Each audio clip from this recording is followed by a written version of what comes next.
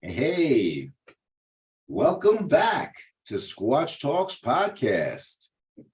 And I just wanted to say this is a really special night. We've got Andy Giles joining us from Pinelands Adventures. You may recall Andy from previous episodes. I was supposed to have this other camera turned off and I forgot to do it, so I can't do that now, of course. But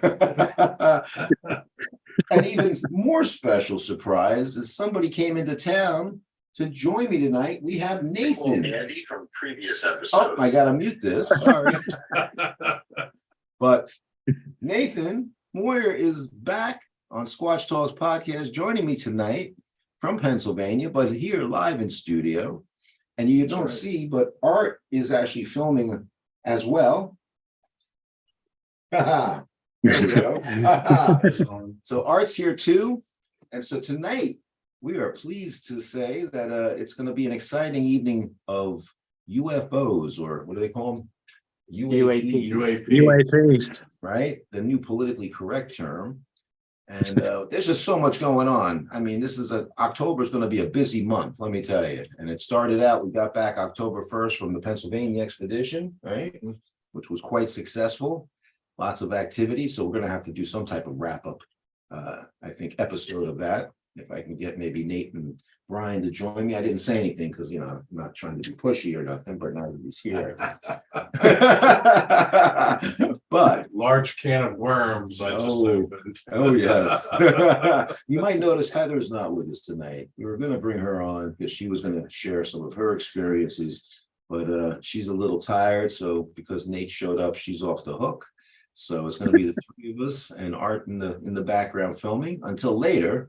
When we wrap things up, we're heading out into the forest to continue the search for the Sasquatch as well. So we're going to continue to film out there. And who knows, if we get it real lucky, we might even go live and bring you with us for a little while. But if not, this is what Art and I have been doing. We've been actually filming as we're out, right? And we got some cool material on Thursday night.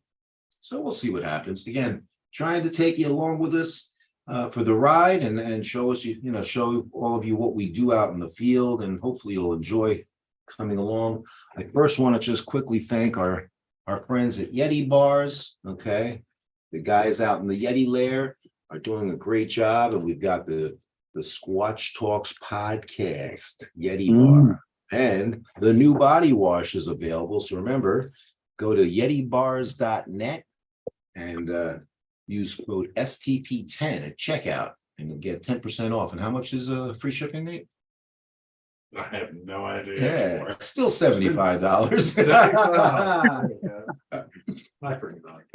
And if you have any questions or comments, you can either leave them in the comment section below or you can email us at Squatch Talks podcast at gmail.com. Yeah, so go to nasbro.net. That's another one you can reach us at. So, hey, took care of business real quick. As I've said before, sometimes our attention spans nowadays with TikTok and the reels and all that, boom, you're gone. But hopefully you'll stick around and hear these stories, because I can tell you, Andy's got a doozy, and actually did tell me about it the other day when we were out on our preview hike that we're doing for the Pinelands Adventures on the 28th of October, right, Andy? We're going to be. It is, yeah. Yeah, we got a full house pretty much. Yeah. That's awesome. So we're going out on a long night hike, and we're going to do some squatching at the same time, if I'm correct. And then. Yeah, we have a nice, it's a nice about 3.25 mile hike, followed by a campfire down at the Batona campground afterwards. So it'll be kind of cool. Scores and stories. Absolutely. So, yeah, that's going to be fun. That's October 28th. Unfortunately, it's too late for you to go to pinelandsadventures.org, is it? It is .org, yes. .org, yes. I'll put that in the description as well for our viewers. And, hey. I think there might be one more slot available. There might be, because I had asked you to maybe open. Yeah, there might be one more slot. So if that lucky person is listening, exactly. Be sure to hurry up and get to pinelandsadventures.org, okay? And reserve your spot. Would you like to be? You're already invited. Yeah, somebody needs to look after the campfire. That's right. And Nathan did a good job with Terry and Heather last time when we did it. They kept the fire stoked, right? Yeah, And yeah, kept everything exactly. ready to go. And while they were sitting there, they had an experience which was of the extraterrestrial variety. So why don't I let Nathan tell that story? Let's start Oh, with yeah, that. I don't even know if you guys were gone for 5 minutes. And I went to the car to get whatever I was getting. And Terry and Heather kept saying they see this light. It would get brighter, dimmer, and it was just out. Which direction was that? That was probably east. Oh yeah, I no clue which way you're And- sitting. I saw it twice get brighter, but then I was looking at it through the night vision, and I actually saw it make like an energy swoop and disappear, and the little trail stayed there. And they couldn't see it, but I could see it with the night vision. Yeah, so it left a like a heat signature then as it Yeah. disappeared. Yeah, Yeah, it's pretty cool. it was It different. did. And also, I think it was Heather who had originally said, "Oh, it's just a star," because she Yeah. uses that Occam's razor philosophy that I always talk about, right? And Terry's like, "No, it's not." Well, they were trying to prove it, make sure it wasn't a plane. Yeah. But that's the way to do it. Hey, I just got a notification from Squatch Talks podcast that we're talking UFOs tonight. Hey, something's working. I'm always nervous before we start these things, because it takes a little bit of finesse. I'm trying to figure out how to stream it to not only YouTube, but Facebook as well. That would be the real trick moving forward. But, that was that was when, a year ago that we did that cryptid hike, Andy? That was pretty much, within, what is it now? 7th. So yeah, last year it was around the same time, like the 15th, 16th, around there, maybe a little bit later. I know it was around Halloween. Yeah. That we did that last hike. So about It was, around this. Yeah, it was the end of this month. Yeah, last year. Interesting. And it's funny because Art and I were out. I don't know if Nathan was with us that night, but we were after the Jersey expedition and the Pine Barrens one. And we had a group of us out there. I know Brian was with us, but I don't recall if you were there that night. And we saw up in the sky, I'm looking up and I see this white, looking like a satellite, white light going across the sky. And all of a sudden there was this flash. Like if you remember those old fashioned flash bulbs that cameras used, that's what it looked like above me. And it was just like a bright flash right overhead. And then it kept going. And then there was a second one behind it. And then there was a second bright flash, like somebody was taking flash photography from out in space. Yeah. So, again, these are unexplained phenomena that we experience, sometimes out in the woods, which on other occasions too, we've seen some craft, Art and I, when we're sitting there, we'll see something moving in one direction. All of a sudden it shoots off to the other direction, comes back, you know what I mean? And flies irregularly. So our, typical aircraft here on Earth doesn't do that, so. Yeah, there's definitely an interesting flight pattern, isn't there? And not your typical linear aircraft flight pattern. Right. From what I've seen, they can react very quickly and change directions very, very quickly. And altitude as well. Yeah, I mean, I've got a video on my phone, actually. Can't show you because it's on this phone, but a very similar thing when I was in the woods a few years ago with the dog. And we just come back from a hike and, I watched this, well, I'll say it was a glowing white ball just appear out of the woods, kind of rise up, and it would fly around and kind of do a circle and then drop back down and then come back up. And after about a minute of this, because I'm sitting on the tailgate watching this out the back of the Landy, that's when I started videoing it because I'm thinking, what the heck is this? Because I thought it was a helicopter. But there was no sound and there were no there were no lights on it. There were no red and green lights. There were no other indicator lights, no flashing lights, no, port starboard, directional lights on there. It was just a round, and it wasn't particularly bright. It was like a glowing moon, but not really bright. And like I said, I watched it for a minute or two, and then I realized this is weird. I'll take my phone out and video this, and I got like the last 30 seconds before it flies off in a cloud and disappears for good. But it was just odd. It was just, what is it? I'm thinking it's an aircraft, and I'm watching it, and then I'm realizing it's going down, then it's coming back up, and then it's flying around. I'm like, wait a second, this isn't a normal,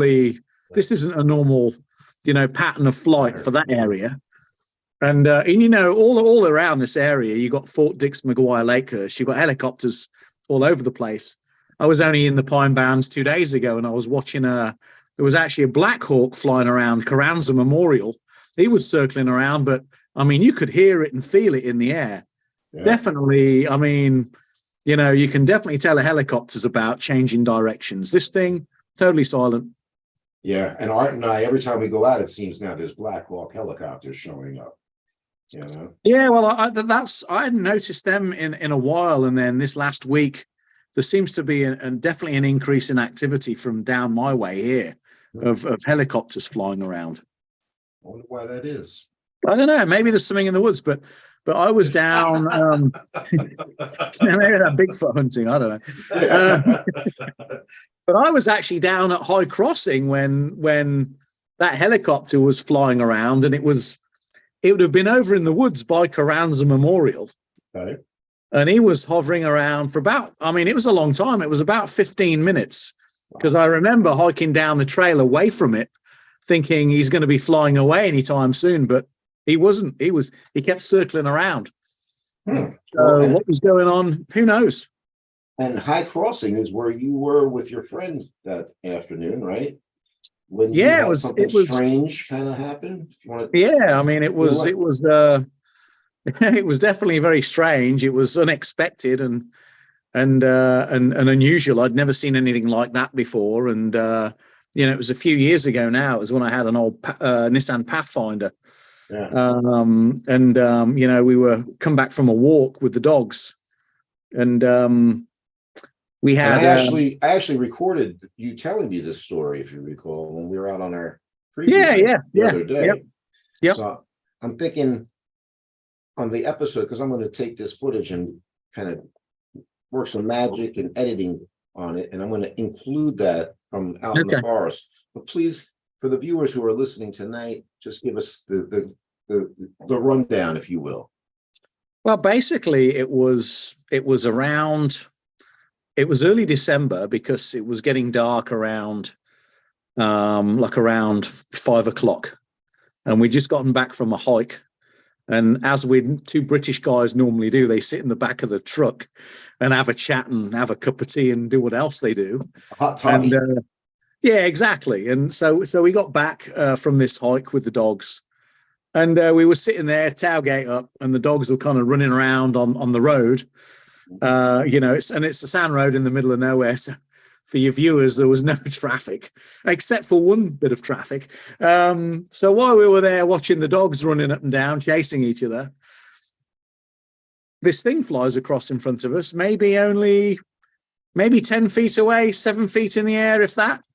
And it was like like somebody had served a tennis ball in front of you. It was a blur. And we both looked around as it went down the road, and you could clearly see it was round. It was about the size of a grapefruit and this dull metallic-y gray. And it followed the road. And I can add more to the story too, and as you go through the process there. But it was silent. It never gave off any lights. It was not a drone. I mean, you'd have had to have been a really good drone operator to fly, your helicopter down that road that time of night. Right. In the middle of the forest. No way you could have done it without crashing. Yeah. And actually Willow gave chase, because she was down the road, and I think saw it coming, made a jump for it and chased it. And she quickly lost it. It was going too quickly. Yeah.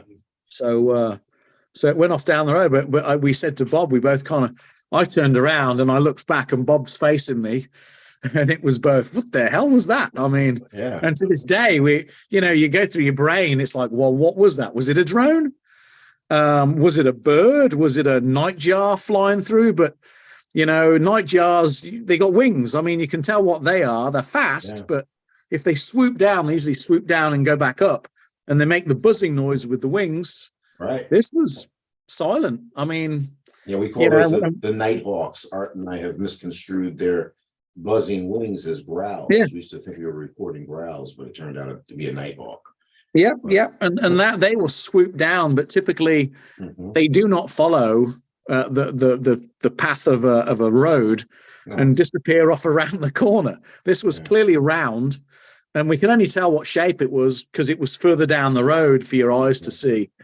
And that's when we knew it was a round object. And you said it kind of had the same kind of coloration and appearance of like a miniature Death Star. You know what I mean? Like, yeah, it was a dull gray. It was really it kind of emulated the surrounding light. Because I said to Bob, I said, if that would have been any darker, we would have never have known it flew by. You would have never known it flew by. Wow, it's amazing, and you wonder how something like that would be able to maneuver as adeptly as it did in a narrow trail. It seemed to me, I mean, we went down the road, but looking down the road, it seemed to me like it perfectly stayed center road without deviating to the left or the right side. It went straight down the middle of that road and around the corner, and then it turns. I saw it. It goes up around the corner. It's amazing. Well, that's pretty cool. And again, it may be a little redundant, but I'm going to include the footage because it actually shows you the location where this occurred. Yeah. So I think High Crossing. Yeah. I mean, I park down there a lot, and I always think, it's like, am I going to see that thing again? You never know. You never know. Well, we joke. In those days, Willow was young and she was fast, and she could jump really well. And we often kind of laugh. We say, we almost caused an intergalactic incident. She'd have caught it. Yeah, could have. That would be bad. Yeah. I know. Yeah, dog catches UFO. Well, I personally have had a couple of experiences also that I can't chalk up to being anything but a extraterrestrial, or at least something from out of this world. My neighbor and I were watching the Perseids meteor showers about 1995-ish, 96, I guess it was. And we're sitting. I remember watching those myself. Yeah. Yeah. And I'll tell you, we were just hanging out in the backyard, looking up into the sky. And over the Japanese maple to my left comes these two craft. They're kind of shaped hexagonal in the front and round in the back. They're about 1,000 feet up, one in front of the other, charcoal gray in appearance. And this is dark at night, about 12:30, 1 a.m., right? And underneath both of them was a round disc, which was orange red in color, and it was pulsing like boom, boom, boom, but silent. I couldn't hear any motors or engines, no sound at all. And I looked over at him and I said, "You hearing what I'm hearing?" Or I said, "Are you seeing what I'm seeing?" He went, "Yeah." And they he's looking in. He's like, "What is in this?" Just glided over. Well, there was some CBD smoked earlier in the evening. I will say that was back in the day. Okay, but I don't think that would alter my ability to recognize something.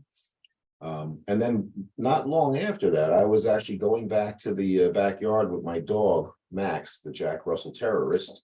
And we were checking the pool to make sure everything was ready for the guys to come and I can't remember now if they were opening it or closing it, the next day. So I walked through the rose trellis to go into what we had like an English garden. You might know what I'm talking about, right? It was separated by the fence and the trellis. Yeah, you divided. Yep. And I checked the pool out. I had, I think, a beverage in my hand and the dog with me. As I'm coming back through the trellis, 5 white triangles flew right overhead, like just above the height of my house, and silently, but you could hear that sound, you know what I mean, as they came over, to the point where I literally ducked like this. Yeah. And I could see them flying in a V formation, 5 of them, white triangles, right over my house. And I ran to the front thinking that I'd be able to see them across the street over the park. Okay. They were gone. So I'm walking back down my driveway towards the back of the house now. And it came back again from the opposite direction over my house. And it just went up straight and to the left towards, towards the west, the northwest. And again, just whoosh, right out of sight. And I was like, oh my God, and this is right when the internet was just coming about, you know what I mean? Yeah. So I rush into, and I rush upstairs and I say to my ex-wife, I'm like, oh my God, I just think I saw a UFO. And I'm going online till I see if there's any reportings. And I'm like, wait a minute, I just saw it. How would it already be reported? And there was nobody I knew to report it to. So obviously I never kept any notes back then. I wasn't doing any Bigfoot research or anything at the time. So that kind of is lost to memory. But another occasion, and I tried to use like Occam's razor though and say that they were geese, because I remember being in the backyard, and because there was a dealership in the back to my right, I did see some geese fly over once. And because the dealership had bright lights, it illuminated the underbelly of the geese. Yeah, reflected on their bellies. Yep. Yeah. But the geese flying over, I could hear them squawking and flapping their wings. You know what I mean? Yep. I'd have to say and it they're was moving a lot slower too. Yeah, a lot slower. So, I saw one. I did see one in England years ago when I was back home visiting my parents. Right. And it was actually around. It was around New Year, and my mum had gone outside for a fag, for all those listening, a cigarette. And she said, "Hey, come outside and have a look at this." And there was this orange ball flying around and it was, it's cloudy in England, but there was fairly low cloud, but there was this orange ball shooting across the sky, and you could see it lighting up the underside of the clouds. And I went and got it was hanging around long enough. It was flying around. I went and got the binoculars from inside, and my dad came out too. And all three of us were looking at this thing with a pair of 10 by 50 good pair of binoculars. Right. And you could clearly see it was a round orange ball. And so I went online to find out if anybody else had spotted it. And what had happened is, and you can actually go online and look for this, it actually shut down Coventry Airport, because it went over there, and it was apparently over the airport that they stopped air traffic. Wow. So, the Coventry Evening Telegraph ran that story. And I also want to say it made it on one of the news outlets. So a lot of people saw this thing flying around, and it stopped traffic over in Coventry, which is only 15 miles from my mum and dad. So, and I guess at the time it must have got there fairly quickly, Well, it's funny too, because I think the British government was one of the first ones to kind of come out about their possibility of being life on other planets, right? There was some reports from the parliament or whatever talking about that. Yep. Well, it's interesting, isn't it? I mean, with the popularity now of, Skinwalker Ranch, the visual experiences of the pilots, the Navy pilots with the Tic Tacs, all that footage coming out. It's like, it makes you wonder, where are they really from? Are they actually able to traverse wormholes? I mean, are they outer space, or could they be inner space? Could they be multidimensional? Sure. I mean, they had that one, they videoed that one on Skinwalker Ranch, and they got it on camera, and it comes along, flies into the top of the mesa. They're in a helicopter filming it. I forget which episode it was, but there they are. They've got it on camera, and it flies straight into the top of the mesa, which is solid rock, and then comes out of the mesa like 400 or 500 yards further down, like where you could see it gone in a line, and then flies past the helicopter they were in. And they got it on video. Right. So it actually was able to go into the mesa and come out of the mesa. Bizarre. So, I mean, for some craft to be able to traverse that kind of medium. I mean, who knows what the tech is? I mean, it's incredible. Totally. Well, it's funny. I had a couple of customers in today, as a matter of fact, and somehow in the conversation, because they do watch our show here. It came up in the conversation that we were talking UFOs tonight, and of course, I invited them to check it out. And they were asking me what I thought about it, and of course, I'm of the belief that there is life on other planets. I feel that it's arrogant, to think that we're the only intelligent life in this vast universe, right? Mm-hmm. I said, but there's other opinions also that it could potentially be visitors from the future coming back in time, like time travel. Some people feel, So again, people have different opinions, and Art's over there shaking his head. But what do you think, Nathan? Yeah, I don't know. I'm not gonna comment on that yet. No, No, no opinion. I don't have an educated enough opinion yet. Well, that's cool. And like I said, I just feel like there is definitely so much out there that we don't know yet, including there could be what they call USOs too, right? Which are unexplained submersible objects. And there's people who believe that there's alien life under the seas, Well, I think if these craft are able to traverse space and different media like they've been shown to do, then it would be probably the most natural place for them to be able to hide out without being spotted, right, is under the ocean. And there's not a lot of people around that can see them under there. Mhm. There was one story, and I forget where I read it. It was on a YouTube program. I can't remember where, but they did talk about a USO. And the guy that was telling the story was something to do with the CIA, and they were in a Seawolf sub, and apparently they'd been doing something in possibly other nations' waters, and they were having to leave the scene at a high rate of speed. So they had this nuclear powered sub. I guess this thing was flat out. Whatever knots that was, I mean, they say they do 30 knots underwater, but typically these things can go a bit quicker, more like 45. Right. So there they are. So they're in this Seawolf, I guess, getting out of Dodge, and they hear this USO come past them. And the guy that's explaining the story is a very high-ranking official. He's got a PhD in physics. He's a scientist. He's worked for the government for years. He gave a lot of information, I think, to Tom Clancy to write some of those Clancy books.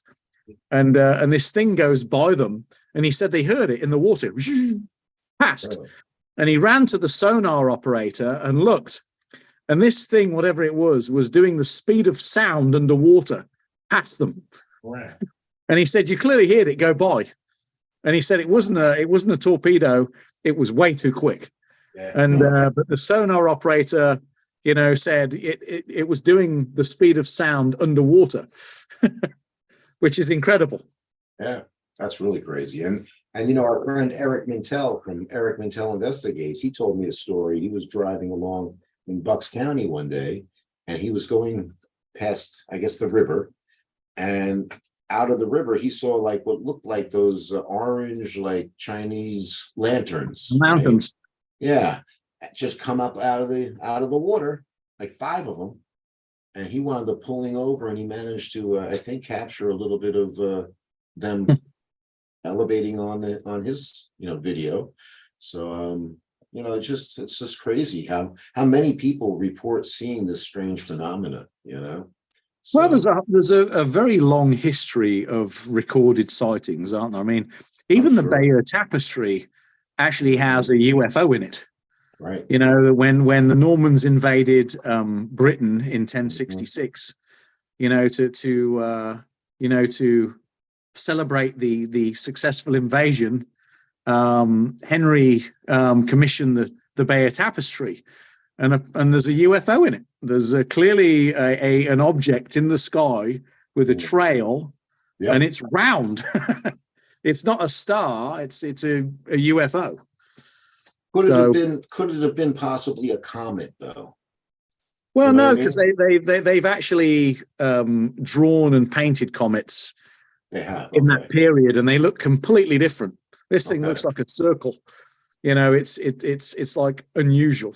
right. Well, again, that's the first thing that popped into my mind, based on things that are most likely to be, right? Yep. It's possible they saw a comet and that would have been, drawn into the tapestry. But like you said, it didn't resemble what the other images are from that time period. So, Yeah, no, and in history too, there was, I forget where it was. There was also some other.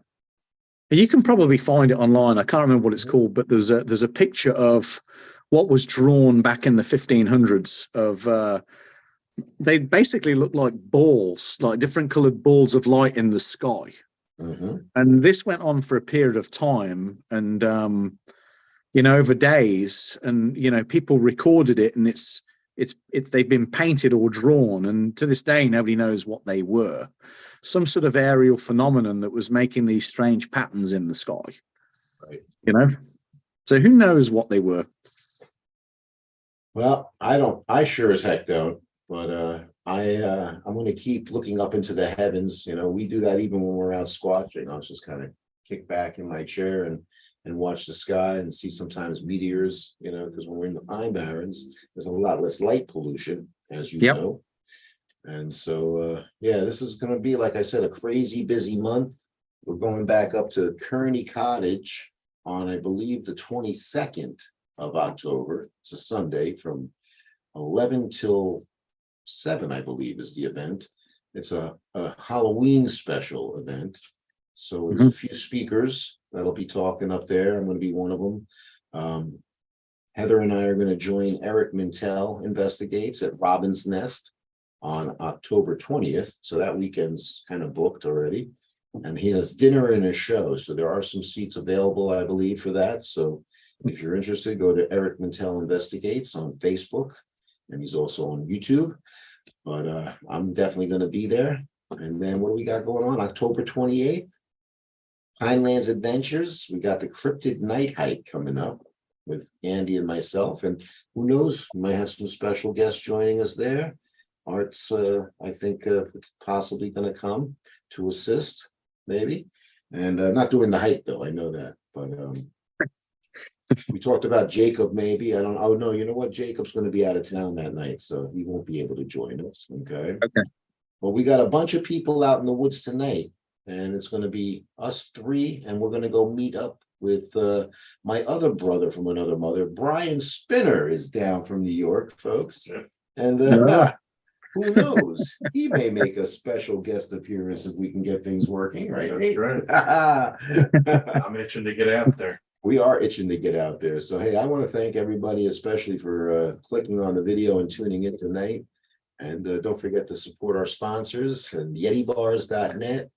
And also our friends at Black Rifle Coffee Company. I'm drinking some Cactus Squatch right now as we speak. And I especially want to thank Andy for coming on and for all his help in the past. But thank you to Andy from Pinelands Adventures. And hey, if you're out in the Pine Barrens, check them out. They do great canoe trips and other events that you're sure to enjoy. I don't think we had any other stories, right, guys? Are we good as far as the UFOs? And with the footage I'm going to add from our walk in the woods the other day, Andy, I think this will be a nice enough episode to put out there for our viewers. So I want to thank everybody for tuning in. And Andy, thank you. Yeah, we had a nice day out there. It was a nice hike. Oh, absolutely. Perfect weather, too. Perfect weather. Some mushroomers were out mushrooming. There was. So Willow greeted them properly. she did a typical hound fashion. Bark, hackles, the same thing. Yeah. So I'm looking forward to getting back out there with you. And after you wrap up your season, we'll do it some more. Okay. And Yeah, for sure. I mean, I have pretty much the last part of our season. I'll have Wharton. We have the McNulty Leadership School come out, and their MBA students will come out and do 2 days in the Pine Barrens. So we put them through hell for 2 days, and they have a good time and learn some team building. Well, hey, if you want me to come out and do some calls while you're out there with them and scare the Well, crap out maybe of them. I think we might have to introduce an Yeah. element of this to their program, which might be kind of fun. There you go. Yeah, I think that could be quite entertaining. I think it could. So, hey, Andy, it's been great having you on again. Always a pleasure. I could just listen to you talk, for 2 I hours. So. appreciate it. It's fun. There's a lot to see and do in the woods, and sometimes it's unexpected. That's right. And I'd also really want to thank Nate for coming down and surprising me this weekend. And what a great pleasure it's going to be out there again. We were just out, the three of us, on the expedition in PA. So we want to keep the ball rolling. What do we say? Momentum going or something, right? When you have the opportunity, take it. That's right. And so again, thanks to everybody for tuning in. And Nate, Thanks for squatching. yeah, I got to remember to hit this button.